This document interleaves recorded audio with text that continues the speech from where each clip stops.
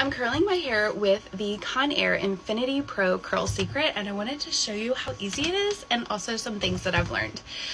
So it has a temperature and power button right here in the middle. You can change the temperature.